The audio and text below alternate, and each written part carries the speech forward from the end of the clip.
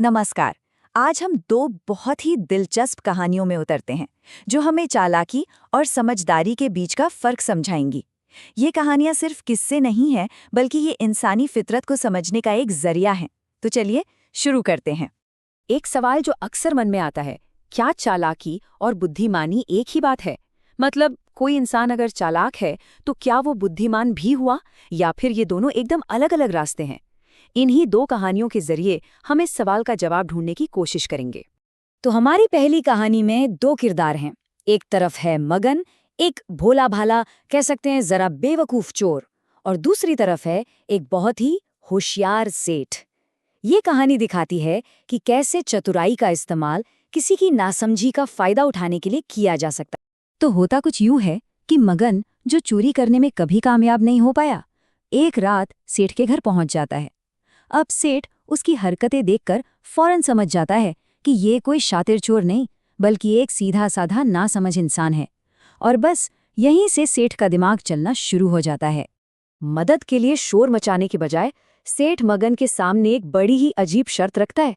वो कहता है, जाओ और मेरे लिए आसमान से चांद चुरा कर ले आओ। सेठ को तो पता ही था कि मगन की बेवकूफ़ी उसे इस जाल में फंसा ही देगी। उसका असली मकसद तो बस मगन का ध्यान भटकाना और मजा लेना था। और मगन का प्लान तो सुनिए। उसे लगता है कि वो एक चमगादड़ को रस्सी से बांधकर चांद की तरफ उड़ाएगा और फिर ट्रक से उस रस्सी को खींचकर चांद को नीचे ले आएगा। मतलब इतनी बचकानी योजना शायद सेठ ने भी नहीं सोची होगी। और कमाल देखिए, अगली सुबह मगन एक बड़ी सी चमकती हुई चीज लेकर सेठ के पास पहुंचता है और कहता है, ये रहा आपका चांद। अब सेठ अपनी चाल का अगला दांव चलता है। वो मगन को सलाह देता है कि इस चुराए हुए चांद का एक म्यूजियम बना लो, क्योंकि उसे तो पता था कि आगे क्या होने वाला है। और यहीं सेठ की पूरी चालाकी सामने आती है। उसने तो बस प्रकृति के एक सीधे से नियम का फायदा उठाया। जैसे जैसे आसमान का चांद घटता गया, मगन की म्यूजियम का चांद भी छोटा होता गया, और अमावस्या आते आते वो बेचारा पूरी तरह बर्बाद हो गया। आखिर में सेठ ने ही कौड़ियों के दाम पर वो म्यूजियम खरीद लिया। तो ये एक ऐसी चालाकी थी जिसका मकसद सिर्फ अपना फायदा देखना था। पर क्या हर तरह की होशियारी का अंत ऐसा ही होता है? क्या चतुराई का इस्तेमाल हमेशा दूसरों के नुकसान के लिए ही होता है? और यही सवाल हमें हमारी दूसरी कहानी की ओर ले जाता है। चलिए अब मिलते हैं एक दूसरे अमीर सेठ से। ये अपनी जिंदगी के आखिरी दिनों में है और अपने दो बेटों के भविष्य को लेकर बहुत फिक्रमंद है। ये कहानी हमें दिखाएगी कि समझदारी का एक बिल्कुल अलग ही रूप भी होता है। अब देखिए, पिता के सामने एक बहुत बड़ी मुश्किल है। उनका बड़ा बेटा अजय बहुत ही लालची और बेरहम है। वहीं छोटा बेटा विजय एकदम सीधा और नरम दिल का है। पिता अच्छी तरह जानते थे कि उनके जाने के बाद अजय दौलत के लिए विजय को कोई भी नुकसान पहुंचा सकता है। तो इस मुश्किल से निकलने के लिए पिता एक ऐसी वसीयत बनाते हैं जो पहली नज़र में किसी को भी हैरान कर दे।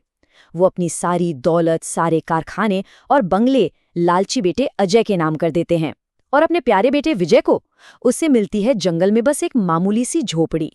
लेकिन कहानी यहीं खत्म नहीं होती। पिता की योजना उतनी सीधी नहीं थी जितनी दिख रही थी। वो झोपड़ी, वो कोई मामूली झोपड़ी नहीं थी। उसके दरवाजे के पीछे एक बहुत बड़ा राज छुपा हुआ था। वो झोपड़ी कोई सजा नहीं थी, बल्कि विजय के लिए सुरक्षा का सबसे मजबूत कवच थी।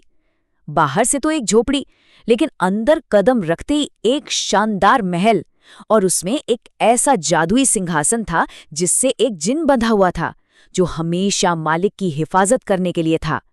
ये थी उस पिता की दूर की सोच। जैसे ही विजय उस सिंहासन पर बैठता है, जिन उसके सामने हाजिर होता है और उसे पिता की असली इच्छा के बारे में बताता है। ये वसीयत जायदाद से निकालने के लिए नहीं थी, बल्कि बड़े भाई के लालच से छोटे भाई को हमेशा के लिए बचाने के लिए बनाई गई थी। तो अब जब दोनों कहानियां हमारे सामने हैं, चलिए एक नज़र डालते हैं कि इन दोनों सेठों की सोच, उनके तरीकों और उनके मकसद में आखिर क्या फ़र्क था। जब हम इन दोनों को आमने सामने रखकर देखते हैं तो फर्क आईने की तरह साफ हो जाता है।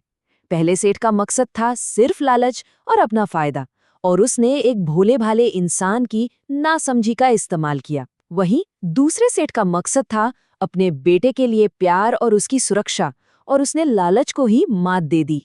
और यही तो इन दोनों में बुनियादी फर्क है। एक ने अपनी तेज बुद्धि का इस्तेमाल किसी से कुछ छीनने के लिए किया और दूसरे ने अपनी समझदारी का इस्तेमाल किसी मासूम को बचाने के लिए किया।